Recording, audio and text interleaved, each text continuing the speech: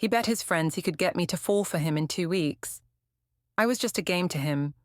What he never expected, that I'd discover his little bet, rebuild myself, and become the woman he couldn't have. Now he's chasing what he threw away. Hey there, I'm Zara. Not the fashionable clothing brand, but a slightly less put-together human being trying to navigate grad school with my sanity intact. Most days you'd find me buried under research papers in the university library, my curly hair piled messily on top of my head, surviving on coffee and determination. I've always been the responsible one, the girl with color-coded planners and 5-year goals. My mum likes to joke that I came out of the womb with a to-do list. Dating, though, that's where my meticulous planning falls apart.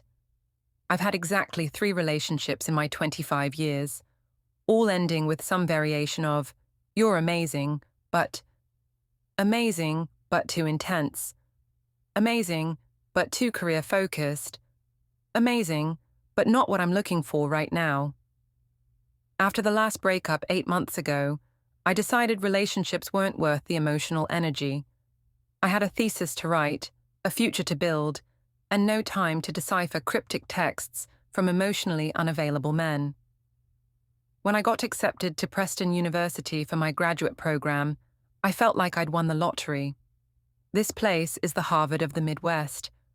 All ivy-covered buildings, legacy students, and old money. From day one, I stuck out like a sore thumb. While everyone else seemed to glide through campus in designer clothes, discussing their summer homes and family connections, I was the scholarship kid from Southside Chicago, working part-time at the campus coffee shop just to afford textbooks. The social hierarchy here is as rigid as it is unspoken. There are the elite circles, the ones who've known each other since prep school, who host exclusive parties in their lake houses and internship at their parents' firms. Then there's everyone else, orbiting around them like planets around the sun. I'd made peace with being in the outer orbit, focusing on what I came here for, my education. That's why I nearly spilled my coffee when Marcus Jenkins spoke to me that Wednesday afternoon. If Preston University was a movie, Marcus would be the undisputed lead. Star quarterback with the grades to match, family money, and that effortless charm that makes professors and students alike gravitate toward him. I'd seen him around campus, of course. Everyone had. He was impossible to miss. Tall, with a smile that should come with a warning label, always surrounded by an entourage of equally beautiful people. "You're Zara Williams, right? From Professor Chen's Advanced Economics seminar." His voice interrupted my thoughts as I was reaching for a book on the top shelf. I turned around, confused why he would know my name. "I've seen your contributions in class. Impressive stuff." I mumbled something embarrassingly inarticulate in response, but he just smiled wider. That was the beginning, a simple library encounter that somehow turned into coffee, which turned into dinner, which turned into the most intense 2 weeks of my life. What I didn't know then was that behind that perfect smile was a bet I never agreed to be part of. Stay with me, and I'll tell you how I discovered the truth behind his sudden interest, the night my heart shattered into 1,000 pieces, and how that betrayal became the catalyst for my greatest transformation. Because sometimes, the people who try to break you actually end up making you unstoppable.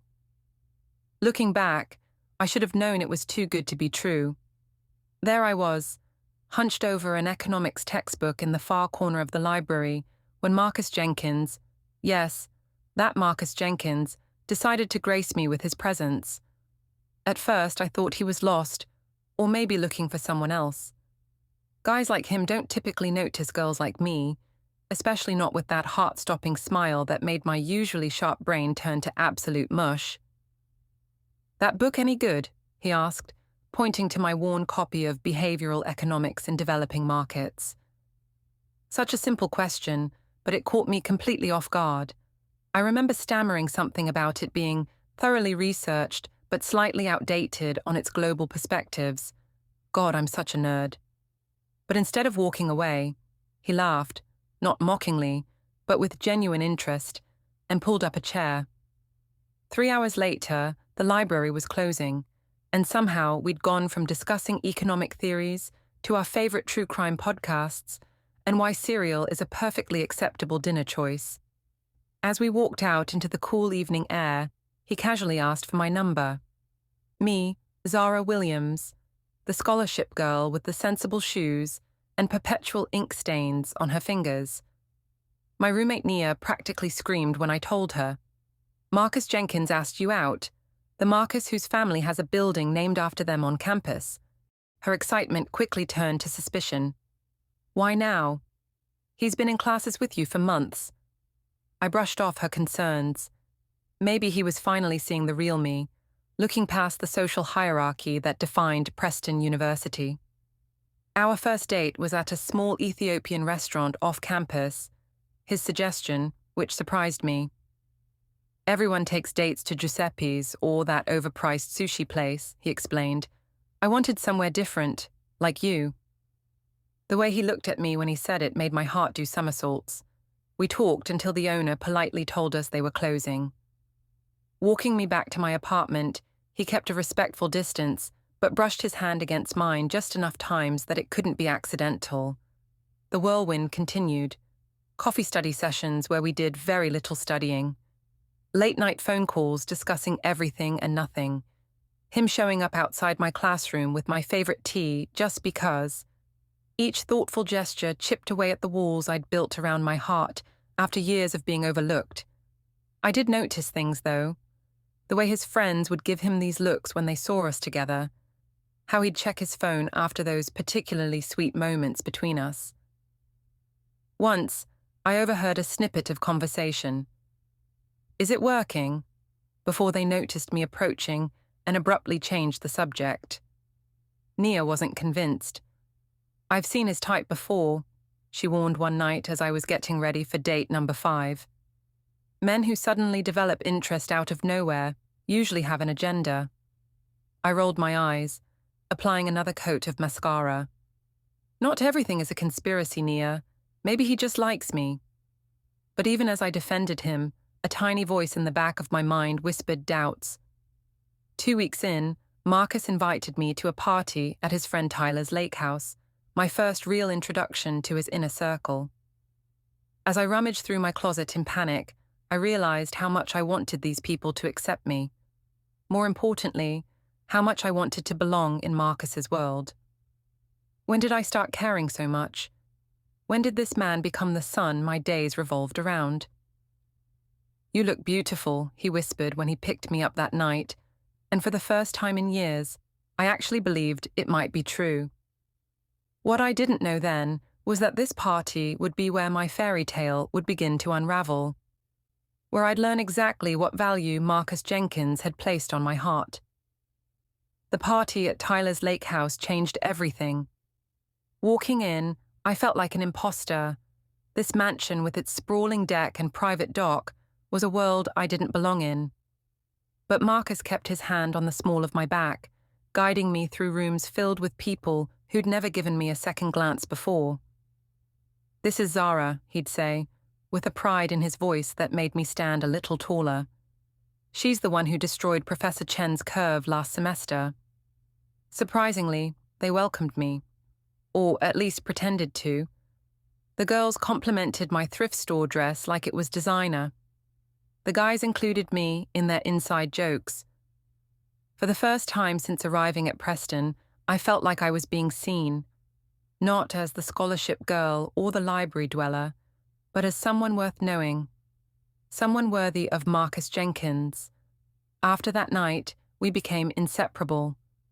My carefully structured life of study schedules and career planning now had Marcus-shaped interruptions that I welcomed with open arms. Impromptu picnics when I should have been reviewing research papers. Midnight drives to the lookout point above the city when I had morning classes. His spontaneity balanced my rigid planning, and I found myself laughing more than I had in years. You're different with him, Nia observed one morning, as I hummed around our apartment, getting ready for a breakfast date. Happier, yes, but also, I don't know.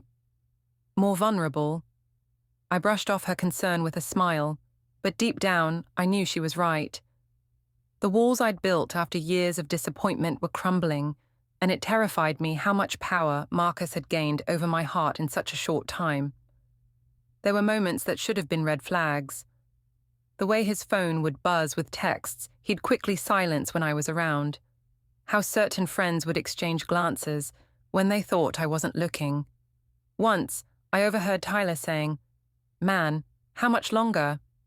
before Marcus shushed him upon seeing me approach. But I chose to ignore these signs, too caught up in the intoxication of finally being chosen. 3 weeks in, Marcus took me to the university's annual spring festival. Under twinkling lights strung across the quad, surrounded by the scent of blooming flowers and acoustic music, he said those 3 words that simultaneously thrilled and terrified me: "I love you." My heart soared, even as my mind raced with doubts. Isn't it too soon?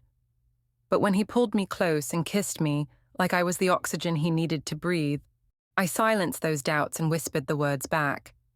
That night, as we lay on a blanket watching stars, I opened up to him completely. I told him about growing up with a single mom who worked 3 jobs to keep us afloat, about the scholarship that had been my only ticket out, about the constant feeling of being an imposter at Preston, surrounded by people who'd never known struggle. "Sometimes I feel like I don't deserve to be here," I admitted, my voice small in the darkness. His response seemed perfect at the time. "You deserve everything, Zara, more than anyone I know." He kissed my forehead, and I nestled closer, believing every word. What I didn't see was the flash of guilt that crossed his face, quickly hidden in the shadows. The next morning brought a shift I couldn't quite name. Marcus seemed distracted, checking his phone more frequently. When I asked about his plans for the weekend, he was vague for the first time. "Just hanging with the guys, nothing special." Something in his tone felt off, but I told myself I was being paranoid. That Saturday, while Marcus was at his guys' night, I realized I'd left my favorite cardigan at his apartment. He'd given me a key the week before, another milestone that had made me giddy. "Just drop by whenever," he'd said casually, as if handing over this small piece of metal wasn't a significant step in our relationship. Little did I know that retrieving that cardigan would lead me to a truth that would shatter everything I thought we were building together. I still remember exactly what I was wearing when my world collapsed. Faded jeans, my lucky Northwestern sweatshirt, the one I'd had since undergrad, and rain boots, because April in the Midwest is predictably unpredictable. It was drizzling when I let myself into Marcus's apartment, expecting to find it empty. All I wanted was my cardigan, the soft blue one my mum had given me before I left for grad school. The sound of voices from the kitchen stopped me cold. Male voices, laughing. Marcus's night with the guys was happening at his place, not at the sports bar across town like he'd mentioned. I could have announced myself, should have. Instead, I froze, one hand still on the door handle, when I heard my name cut through their laughter. "Zara actually believes it. Man, the look on her face when you said you loved her." That was Tyler's voice, unmistakable with its slight southern drawl. "Priceless, worth every penny of this bet. 2 more days and that $500 is mine."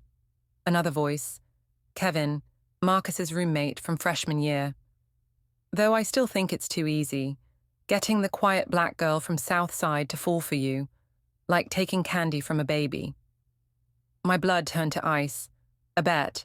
I was a bet. Every compliment, every kiss, every "I love you," all fabricated for $500. The room swayed around me, but I forced myself to stay upright, to keep listening. She's not what I expected.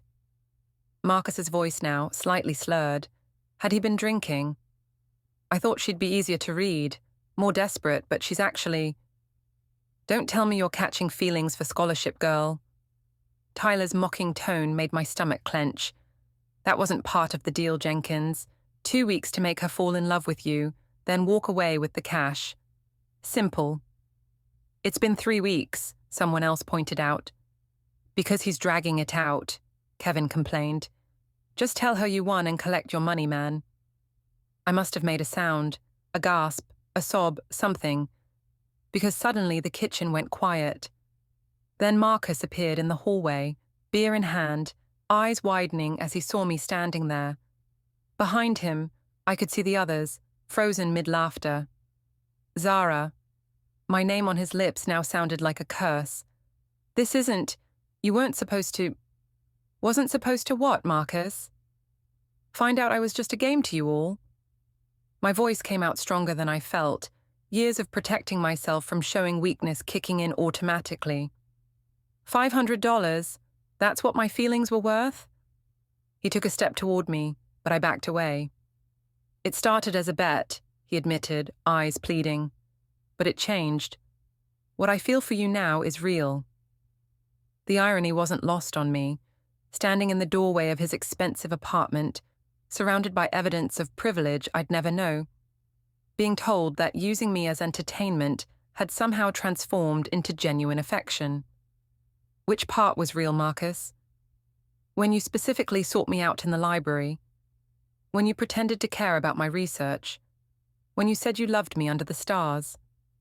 Each question was a knife turning in my chest. Or maybe the real moment was just now, laughing with your friends about how easy it was to fool the quiet black girl from South Side. His friends had the decency to look uncomfortable now. Tyler stared at his shoes.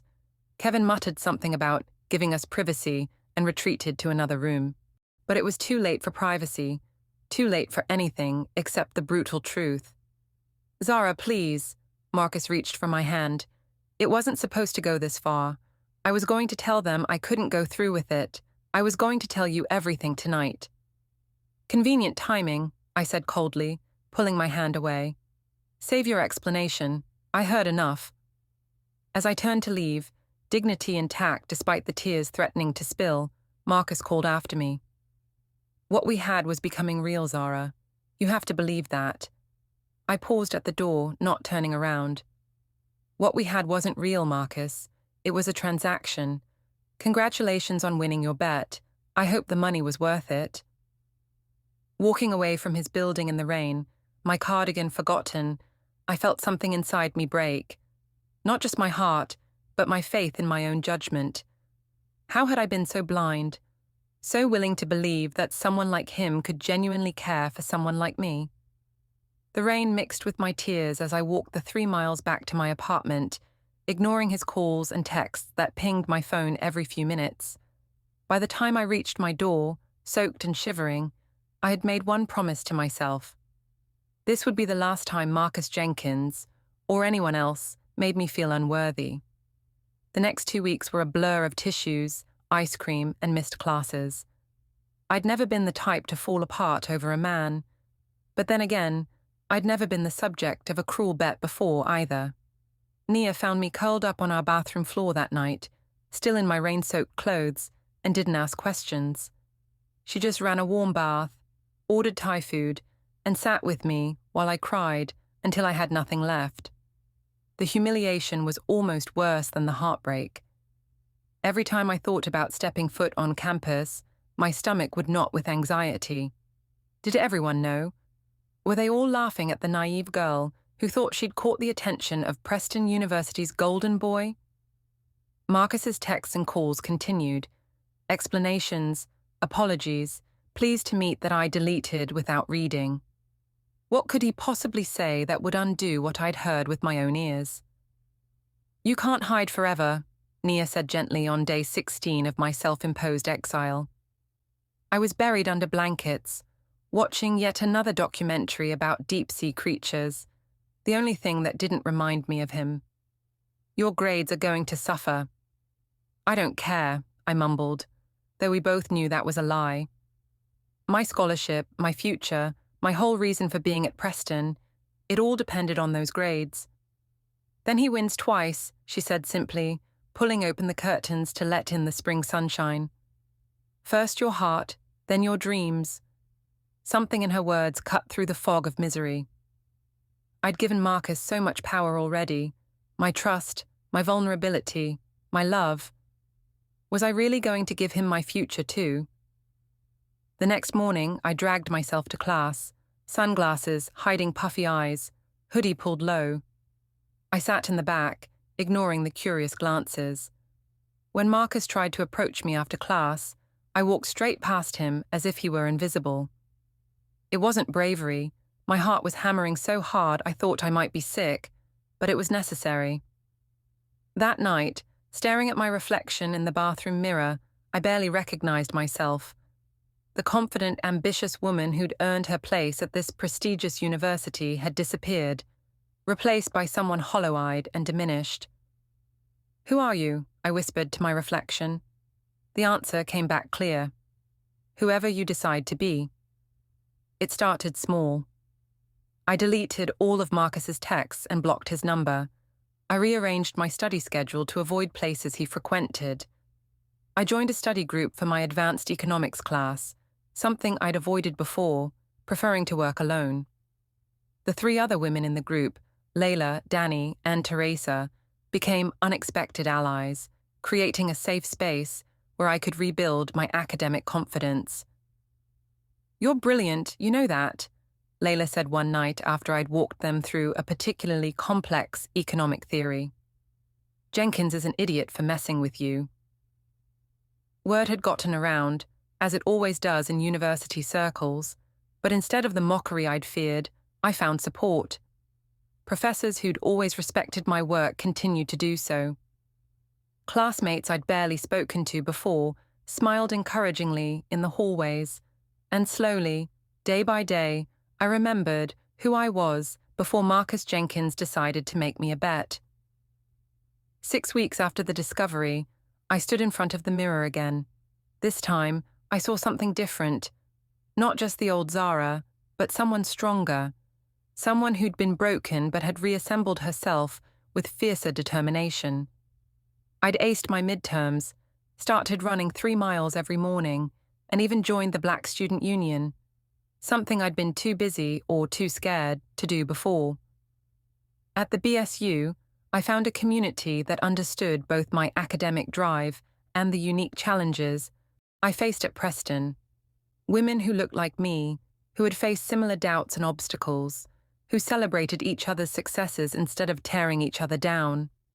Through them, I reconnected with parts of myself I'd pushed aside in my attempt to blend in at Preston. "You should apply for the Hartman Fellowship," my new friend Amara suggested one day. "It's super competitive, but your research focus is exactly what they're looking for." The old Zara would have doubted herself, would have assumed it was out of reach. But this new version of me, the one forged in betrayal and rebuilt with self-respect, simply nodded and said, "I'll start the application tonight." When I ran into Marcus at the campus coffee shop 8 months after that rainy night, something unexpected happened. I felt nothing. No pain, no anger, no lingering what-ifs. He looked smaller somehow, less mythical. Just a privileged boy who'd played with someone's feelings for entertainment. "You look good, Zara," he said, eyes searching my face for something. Forgiveness, perhaps? "Really good." I smiled, not for him, but for myself. "I am good, Marcus. Better than I've ever been." And as I walked away with my latte, I realized it was true. The bet that was meant to break me had instead become the catalyst for my greatest transformation. Sometimes the worst betrayals lead us exactly where we need to be.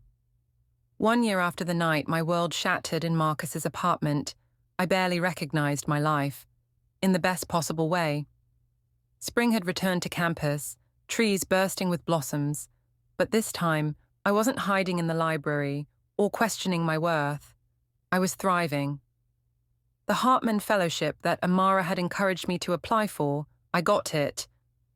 Out of 300 applicants nationwide, they chose my research proposal on economic development patterns in underserved urban communities. The grant money meant I could quit my barista job and focus entirely on my studies and research. My thesis advisor, Dr. Chen, had started introducing me to her contacts at top economic think tanks. "You're going places, Zara," she told me after I presented at the Regional Economics Conference. Your perspective is exactly what this field needs. My transformation wasn't just professional. Those morning runs had evolved into training for my first half marathon. My wardrobe had shifted from blend into the background to bold colors and patterns that celebrated my curves rather than hiding them. I'd even let Amara convince me to trade my practical pixie cut for braids that fell past my shoulders, a style I'd avoided since undergrad after a white professor commented that it didn't look professional enough. "Girl, who is that?" I overheard someone say as I crossed the quad one afternoon, confidence in every step. I didn't turn to see who spoke, but I smiled to myself. A year ago, I would have assumed they were talking about someone else. Now I knew better. What surprised me most was the unexpected social media following I'd gained. It started with the study tips and economic concept breakdowns I posted to help other first-generation students navigate grad school. Before I knew it, my accounts had thousands of followers, many of them young Black women who messaged me about their own academic journeys, their challenges in predominantly white institutions, their dreams of breaking into fields where people like us were rarely represented. "You're becoming an influencer," Nia teased, watching me record a video about scholarship applications one evening. "I'm becoming myself," I corrected her. Finally. I heard through the campus grapevine that Marcus had noticed my rise. How could he not? The quiet girl he'd targeted for a bet was now being featured in the university magazine, speaking at conferences and turning heads wherever she went. His friends had apparently moved on to new games, but Marcus remained fixated. It started with casual sightings, him showing up at events where he knew I'd be, positioning himself in my line of sight. Then came the follow requests on social media, which I deleted without a second thought. Finally, the direct approach, a coffee left on my usual study table with a note saying simply, "I miss what we had." I left the coffee untouched and gave it to a stressed-looking freshman at the next table. What we had, as if it had been real, as if it had been anything other than a cruel game designed to stroke his ego. The invitation to speak at Preston's prestigious Future Leaders Symposium came as a shock, usually reserved for graduating seniors with exceptional achievements rather than second-year grad students. When I saw my name on the program alongside students from wealthy families with legacy connections, I almost checked for a mistake. But there it was, Zara Williams, Economic Innovations for Community Transformation. The night before the symposium, I stood in front of my mirror, a ritual that had become a touchstone in my journey. The woman looking back at me wore a vibrant yellow dress that complemented her deep brown skin, hair styled in an elegant updo, eyes bright with purpose rather than dimmed by insecurity. "You've got this," I told my reflection, and this time I believed it completely. The auditorium was packed the next day. Faculty, students, local business leaders, even some national press attracted by the impressive roster of speakers. From backstage, I could see Marcus sitting in the third row, his eyes scanning the wings as if looking for me. Once, that knowledge would have sent me into a spiral of anxiety. Now, it barely registered as I reviewed my notes. My presentation was scheduled right after lunch, prime time according to the organizers. As the dean introduced me, listing accomplishments that still sometimes felt like they belonged to someone else, I took a deep breath and walked onto the stage. The spotlight was bright, but for once in my life, I didn't shrink from it. Economic theory has traditionally been written by those who've never experienced economic marginalization, I began, my voice steady and clear. Today, I want to talk about what happens when we center the voices that have been pushed to the margins. For 15 minutes, I owned that stage, presenting research that challenged conventional wisdom and offered new pathways forward. When I finished, the applause wasn't polite, it was thunderous. In that moment, standing under those lights with my ideas being celebrated, I saw Marcus's expression clearly. a mixture of regret, admiration, and something else that looked remarkably like longing. The irony wasn't lost on me. The woman he had deemed worthy only of a bet had become someone he could no longer reach, not because I was playing hard to get, but because I had genuinely outgrown the version of myself that had once been so desperately eager for his approval. As I walked off stage, surrounded by people wanting to exchange cards and discuss collaboration opportunities, I knew with absolute certainty the greatest bet Marcus Jenkins ever lost was underestimating exactly who I could become. Today marks exactly 2 years since that rainy night when I overheard my worth being calculated at $500. The spring air is sweet with possibility as I adjust my graduation cap one last time before heading to the ceremony. Master's degree with honors, research already accepted for publication in 2 prestigious journals. Job offers from firms that wouldn't have glanced at my resume before. You ready for this? Nia asks, looking stunning in her own graduation regalia. She's accepted a position at a non-profit in Chicago, focusing on economic development in neighborhoods like the one we both grew up in. Born ready, I reply, though my stomach flutters with the kind of excitement that comes from knowing you're exactly where you're meant to be. The ceremony is a blur of speeches, applause, and camera flashes. When they call my name, Zara Williams, summa cum laude, the cheers from my section are particularly loud. My mother sits in the audience, tears streaming down her face, flanked by my aunts who traveled from 3 different states to be here. The Black Student Union members whoop and holler, breaking the formal decorum in the best possible way. Afterward, amid the chaos of congratulations and photo-taking, I feel a tap on my shoulder. I turn to find Marcus standing there, looking both familiar and strange. He's lost the swagger that once seemed permanently attached to his persona. Instead, there's a hesitancy in his stance, a humility that wasn't there before. "Congratulations, Zara," he says, offering a small, wrapped package. "You deserve it all." I accept the package but don't open it. "Thank you, Marcus. I've been trying to find the right moment to talk to you," he continues, words tumbling out now. "To really apologize. What I did, there's no excuse. I was entitled and cruel and completely blind to my own privilege." I study his face, searching for the manipulation I once missed. But all I see is genuine regret, the kind that comes from actual growth rather than just wanting something you can't have. "I heard you're going to Columbia for your PhD, he says when I don't immediately respond. "They're lucky to have you." "Yes, they are," I agree, without a trace of the false modesty I might have hidden behind before. "And what about you? Where are you headed?" "Law school at Northwestern," he answers. "I've been volunteering with a legal aid clinic this past year. It's changed my perspective on, well, everything. There's an opening here, a moment where, in a different story, I might soften, might give him another chance. The old Zara might have interpreted his transformation as a reason to revisit what could have been, but the woman I've become knows better. I'm glad to hear that, Marcus.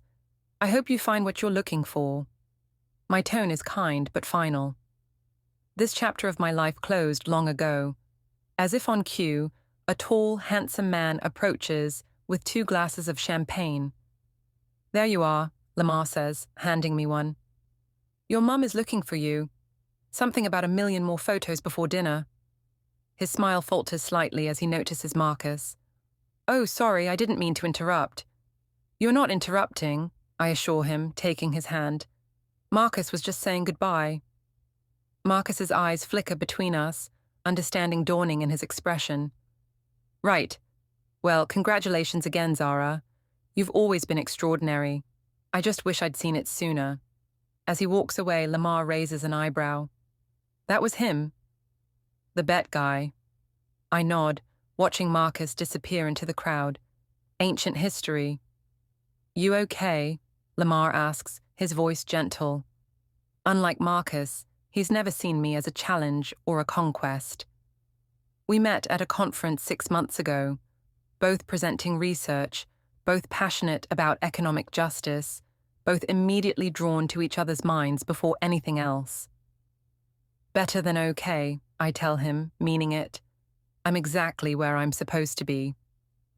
Later that night, surrounded by friends and family at my graduation dinner, I finally open Marcus's gift. Inside the small box is a simple silver necklace with a pendant shaped like a phoenix. The card reads, "To the woman who rose from the ashes of my mistake. You were never the bet. You were always the prize." I tuck the card away and close the box. The sentiment is nice, but I don't need his metaphors or his jewelry. I already know who I am, not a prize to be won or a bet to be conquered, but a force to be reckoned with. A woman who turned heartbreak into her greatest strength. As I look around the table at the people who truly see me, who have supported me through every step of this journey, I raise my glass. To transformations, I toast, and to remembering that sometimes the worst thing that happens to you can lead to the best version of yourself. The greatest revenge, after all, isn't making someone regret losing you. It's becoming so completely yourself that their opinion no longer matters either way. If you've ever been underestimated or treated like you're not enough, remember my story. Subscribe to hear more journeys of transformation, and share this with someone who needs to know their worth isn't determined by someone else's bet. The greatest revenge is becoming exactly who you were always meant to be.